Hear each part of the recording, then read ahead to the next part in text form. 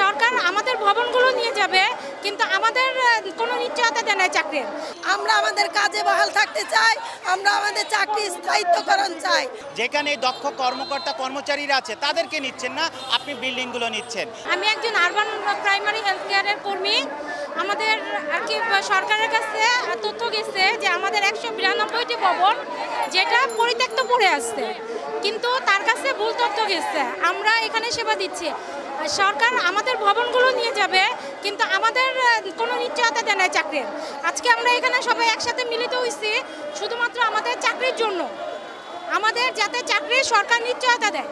সে এই নিশ্চয়তা দিলে আমরা এখান থেকে তার সব কিছু মেনে নিব এবং সে আমাদের সাথে যেভাবেই হোক আমাদের সাথে সাক্ষাৎ করবে। আমরা তার সাথে সাক্ষাতের দাবিতে আমরা আজকে এখানে আসছি।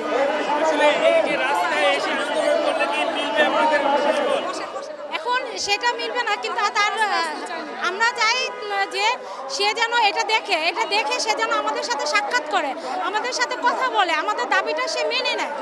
কারণ আমরা চাই, আমরা যে আরবানের 4382 জন কর্মী, আমরা কেউই চাই না চাকরি হারা হইতে। আমরা চাই সরকার যেন আমাদের নিশ্চয়তা দেয়, আমাদের চাকরি যেন বহাল থাকে। আমাদের চাকরির নিশ্চয়তা চাই, আমাদের চাকরির নিশ্চয়তার দাবিতে আমরা এখানে আসছি।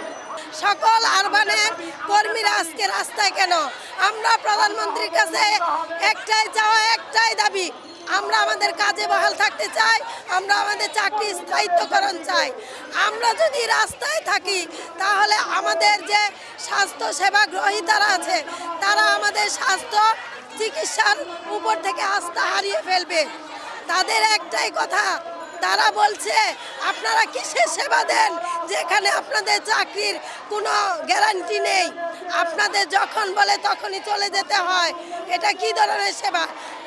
মাননীয় প্রধানমন্ত্রী, আপনার কাছে একটাই কথা আমাদের, আমরা দীর্ঘ 28 বছর যাবৎ এই স্বাস্থ্য সেবার কাজে নিয়োজিত আছি।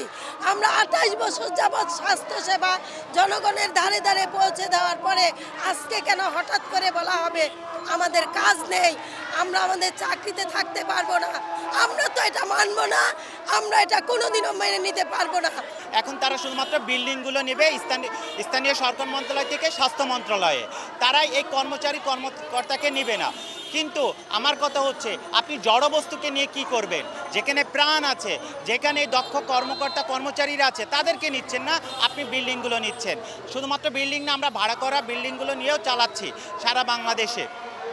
এবং আমাদের একটাই দাবি যে বিল্ডিংয়ের সাথে সাথে আপনি যতগুলো কর্মকর্তা কর্মচারী 2025 জুন পর্যন্ত ডিজাইনে ছিল প্রত্যেকের চাকরি নিশ্চিত করতে হবে। কারণ শুধু 4382 জন, এই 4382 জনই না, এইটা প্রত্যেকটা পরিবারের সদস্য জড়িয়ে আছে তাদের সাথে। তারা সবাই বেকার হয়ে গেলে তাদের পরিবার নিঃস্ব হয়ে যাবে। এবং বাংলাদেশে বেকারত্ব একটা বৃহৎ আকারের সমস্যা, যেটা বাংলাদেশের মাটি এই ভার বহন করতে আর পারছে না। সেখানে আরও 4382 জনকে আপনি বেকারত্বের দিকে ঠেলে দিতে চাচ্ছেন।